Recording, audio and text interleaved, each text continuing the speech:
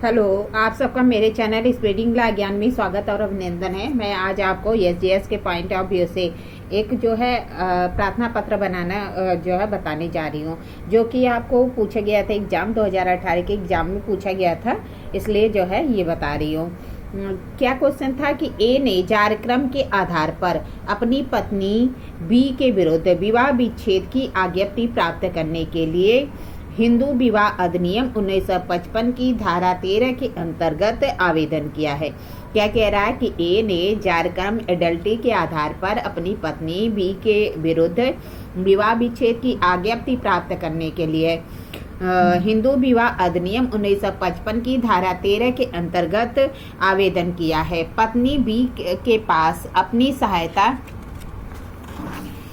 के लिए पर्याप्त कोई जो है स्वतंत्र आय नहीं है। पत्नी को अपनी सहायता के लिए पर्याप्त कोई स्वतंत्र आय नहीं है और उसकी ओर से बाध्यकालीन भरण पोषण और कार्यवाहियों के व्यय प्राप्त करने के लिए एक प्रार्थना पत्र लिखिए। क्या क्वेश्चन था तो मैंने आपको बता दिया। ये एसडीएस 2018 में ये क्वेश्चन पूछा गया था कि ए ने जारक्रम के आधार पर अपनी पत्नी बी पर वाद लाया था, जिसमें पत्नी के पास कोई भी आय का पर्याप्त जो है स्रोत नहीं था।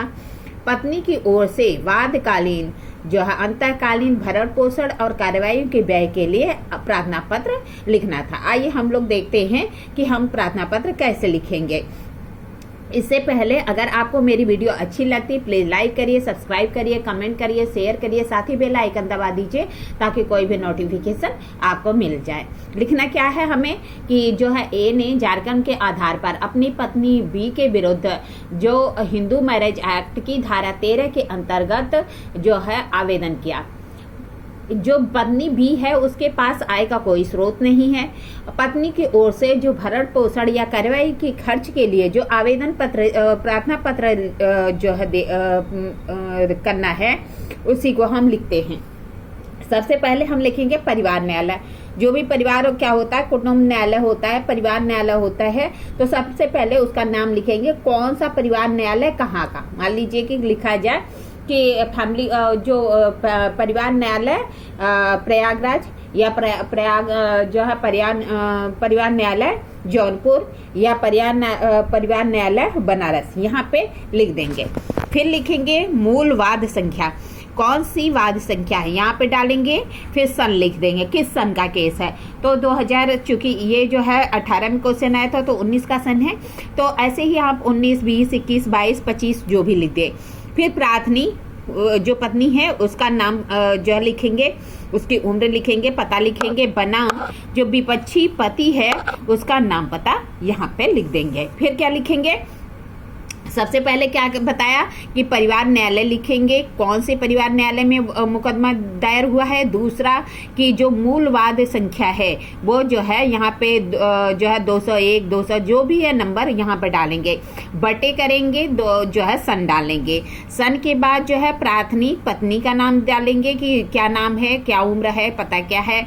फिर बनाम विपक्षी जो पति है उसके जो है उसका नाम, पता और उम्र डालेंगे। फिर क्या लिखेंगे, प्रार्थना पत्र अंतर्गत धारा 24 हिंदू विवाह अधिनियम 1955। जो हम क्या करेंगे, जो वादकालीन भरण पोषण या जो कार्यवाही के व्यय जब हम प्राप्त करते हैं वो किस धारा में प्राप्त करते हैं, तो हिंदू विवाह अधिनियम की धारा 24 में इसके लिए प्रावधान किया गया है।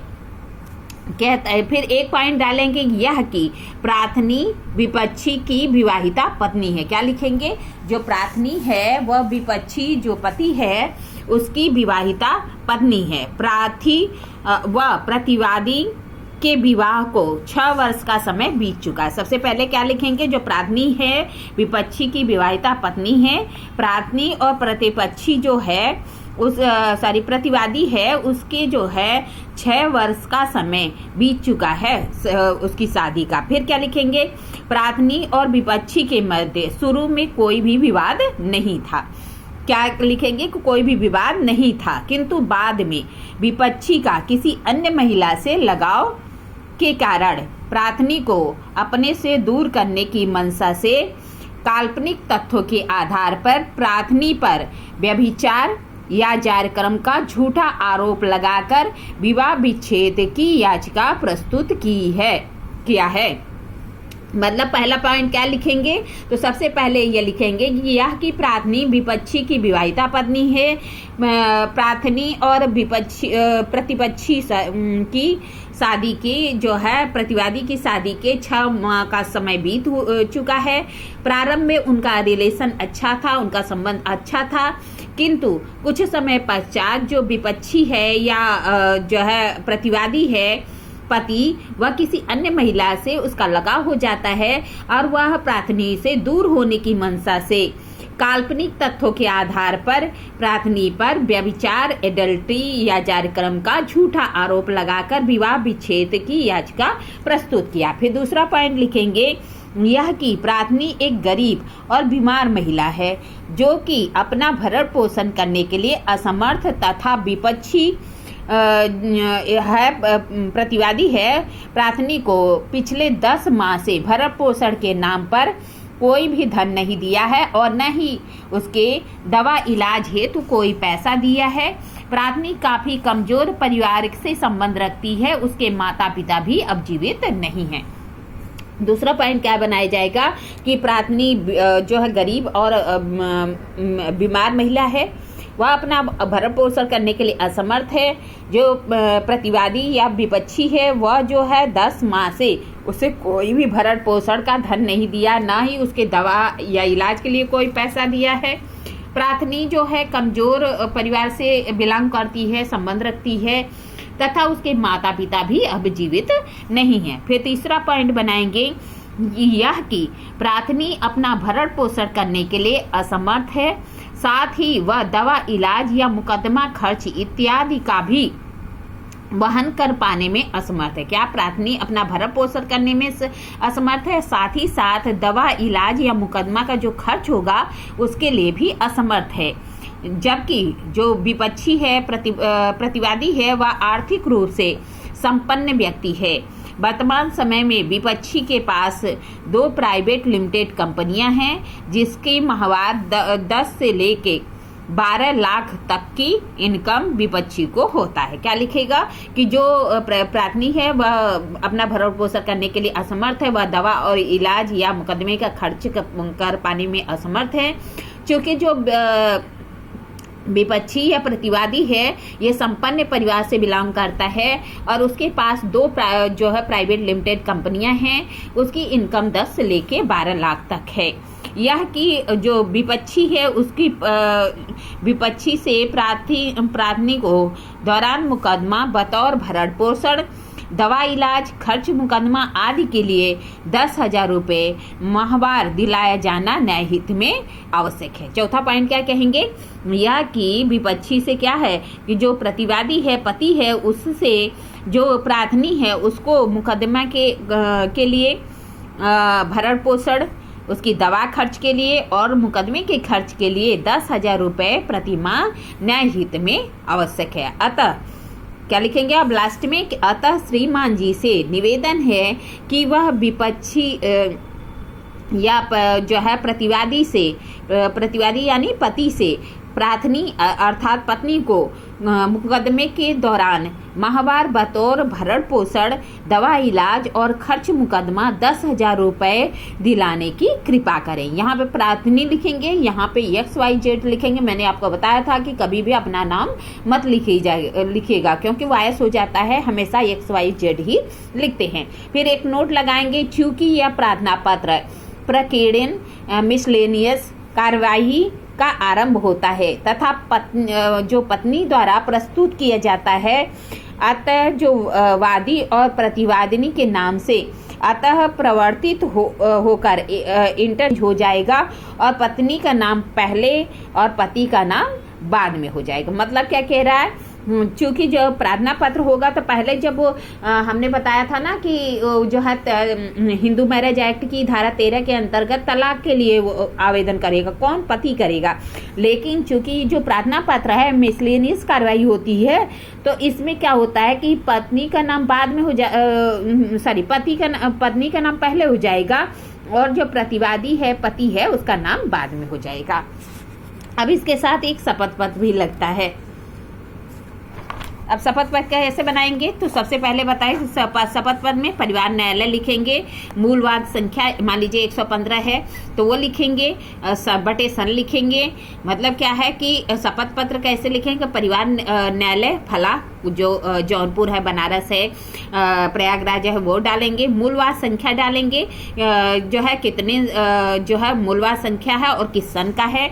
फिर प्रार्थनी जो पत्नी है उसका नाम पता डालेंगे, यहाँ पे बनाम विपक्षी अर्थात पति के नाम पता डालेंगे।